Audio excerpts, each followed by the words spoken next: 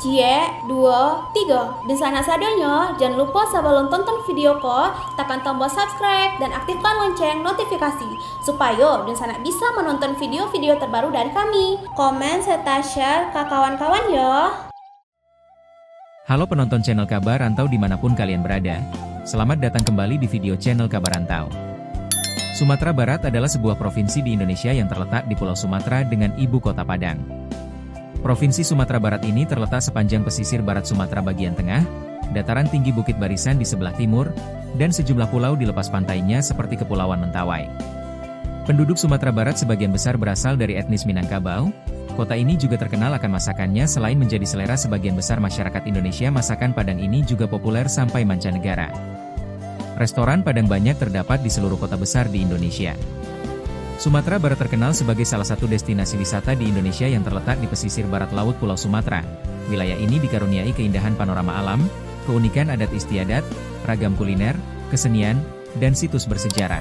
Kali ini kita akan membahas tentang kisah Haja Evalinda, tertatih-tatih merintis Besto sekarang tersebar di Indonesia.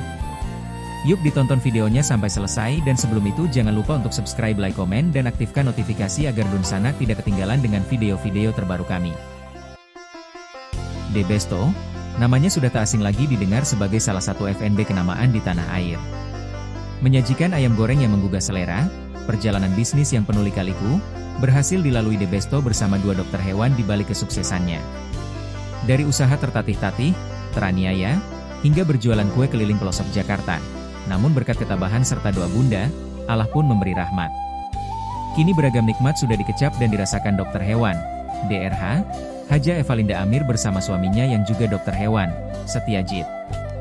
Uniknya, kedua dokter hewan jebolan IPB itu dalam kesehariannya bukan mengabdi mengembangkan peternakan, tapi mengorbankan 12.000 ekor ayam untuk melayani pelanggannya melalui usaha kuliner Besto, chicken dan burger, semacam kafe yang jumlahnya saat ini sudah 165 cabang tersebar di Jakarta, Banten, Jawa Barat, Sumatera Barat, dan Riau.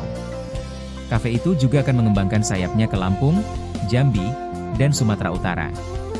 Evalinda Amir, putri pedalaman Sumatera Barat, itu memiliki ranah kelahiran berjarak 135 km dari Padang, tepatnya di Desa Ampang Gadang, Talago, Kecamatan Guguk, wilayah utara Kabupaten 50 Kota.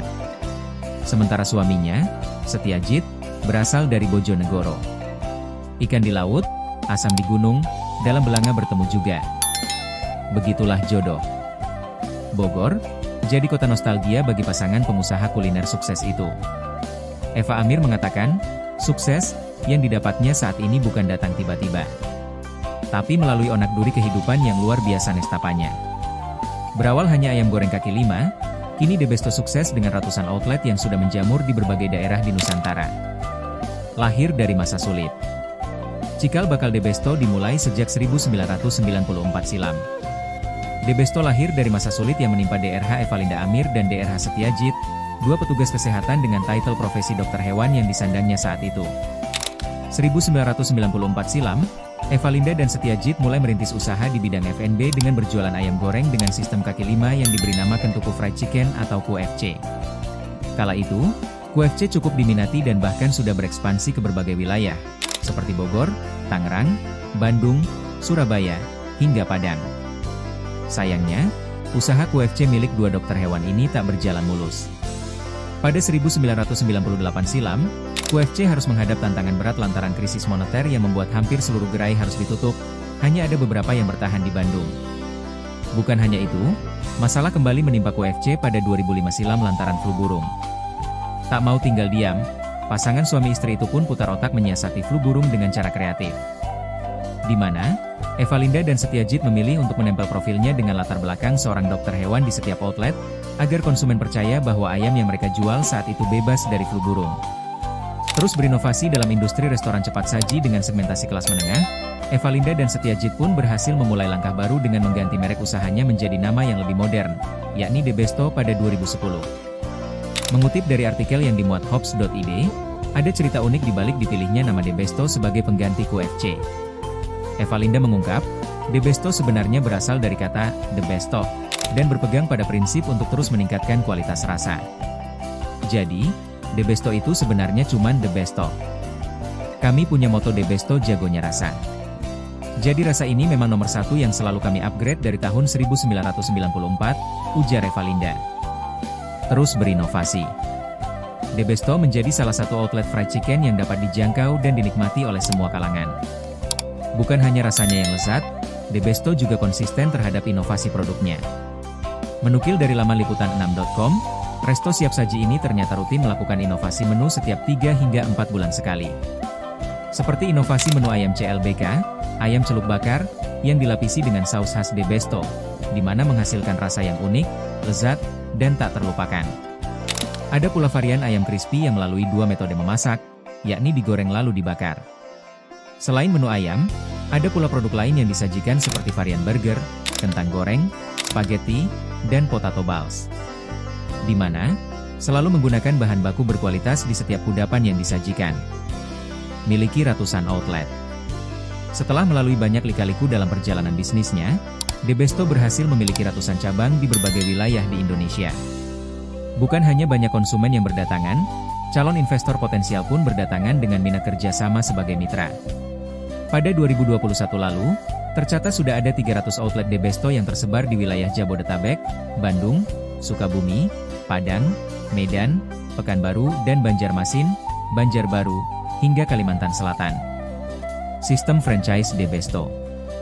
Debesto menggunakan sistem franchise atau waralaba sebagai strategi penjualan dan berhasil meraup banyak keuntungan. Disebut dalam laman resminya, calon mitra yang tertarik untuk bekerja sama, Debesto menawarkan paket kemitraan dengan nilai investasi sebesar 100 juta rupiah. Namun, nilai investasi ini disesuaikan kembali dengan tempat dan wilayah gerai milik mitra. Dengan dana 200 juta rupiah, mitra akan mendapatkan sebuah gerai mini resto yang dibangun dengan luas antara 7 hingga 10 meter persegi. Namun, calon mitra diharuskan mencari lokasi sendiri. Adapun kriteria lokasi yang dibutuhkan adalah berada di tepi jalan raya. Selain dibangunkan gerai, dana tersebut juga mencakup peralatan lengkap, pelatihan karyawan, dan bahan baku awal.